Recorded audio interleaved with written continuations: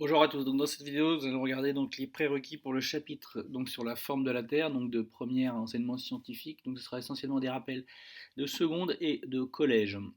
Donc première question, vous avez donc la Terre est-elle donc plane, cylindrique, sphérique? Donc la Terre est sphérique.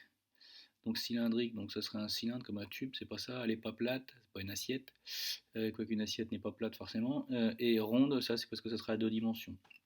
Lors du phénomène de réfraction, la lumière se propage uniquement donc en ligne droite dans un même milieu homogène. Alors ça c'est une propriété qui est vraie, mais c'est pas lié à la réfraction, c'est une propriété de la lumière. Ne se propage jamais en ligne droite, donc ça c'est pas vrai, c'est jamais le cas, sauf si le milieu n'est pas homogène. Et dévier donc en changeant de milieu de propagation, ou lorsque le milieu n'est pas homogène, donc ça c'est le phénomène de réfraction. Rebondit sur une surface plane.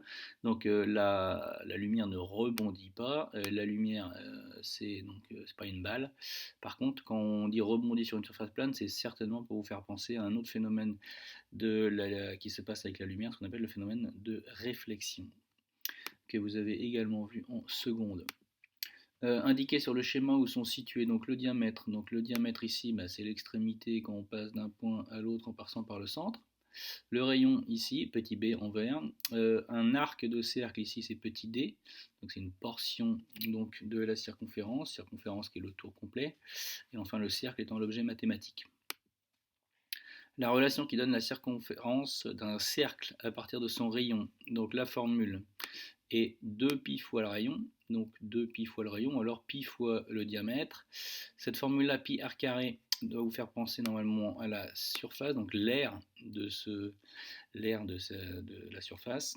Quand vous avez ici 4 tiers de pi, si vous aviez r au cube, ça serait le volume, mais là 4 tiers de pi r au carré, pardon. C'est une formule qui ne donne rien, et l'autre, on n'en parle pas, c'est pas une surface, c'est pas une distance, et c'est pas un volume. Ensuite, un cercle a un périmètre de 8 mètres.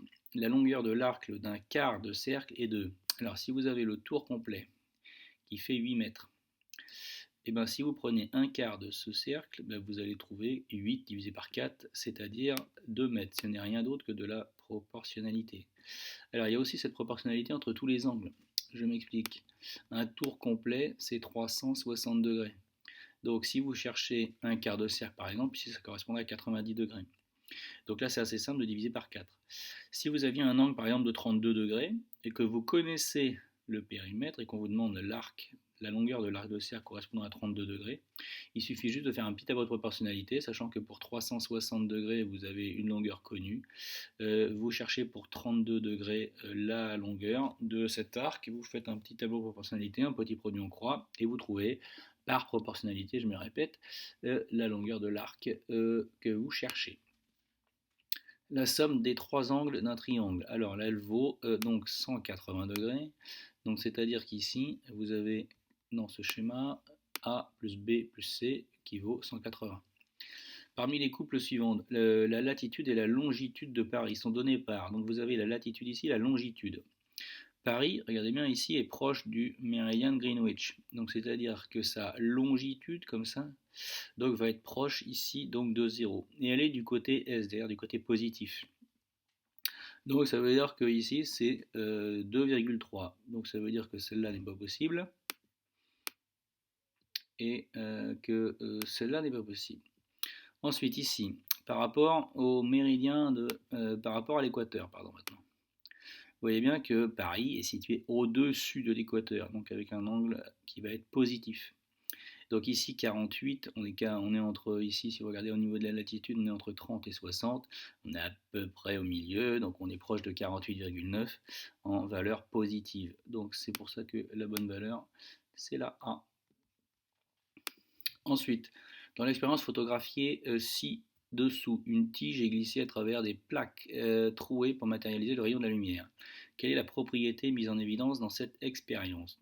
Donc dans cette expérience, on met en évidence la propriété qui est que la lumière se propage en ligne droite.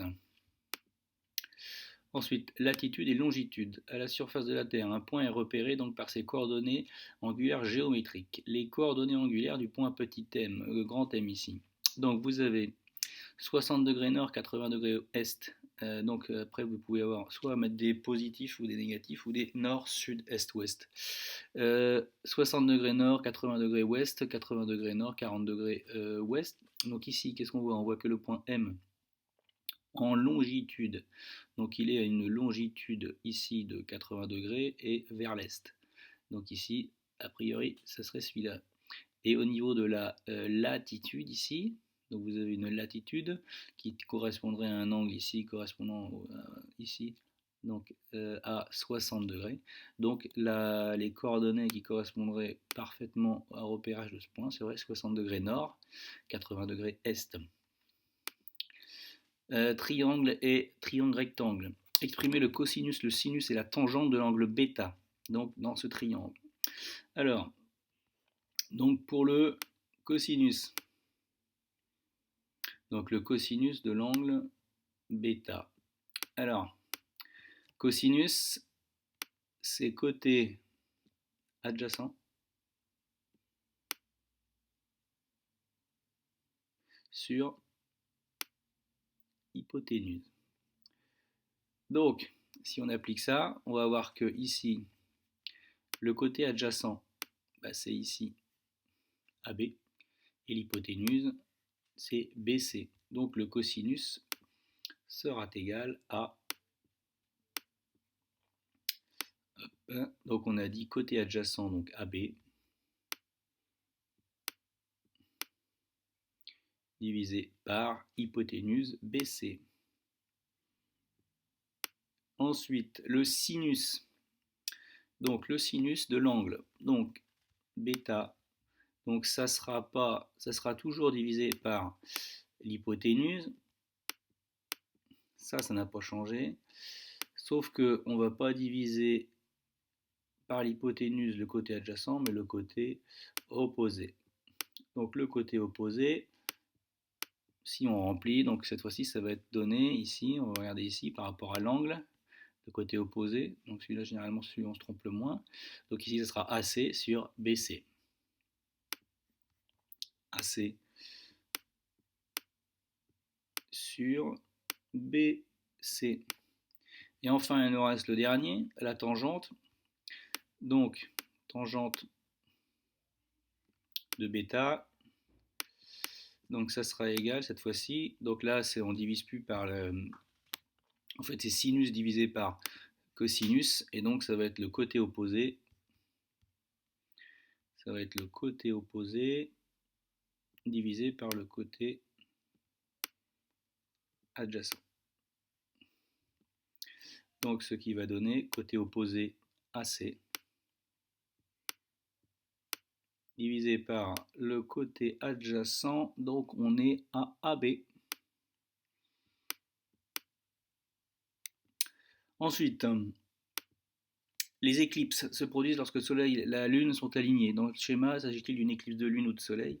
Donc là, vous avez ici une éclipse de Lune. Donc vous avez ici donc la Lune qui va donc dans le cône d'ombre de la Terre. Donc ça, c'est une éclipse de Lune. Voilà, donc j'espère que ces quelques prérequis et rappels vous seront utiles.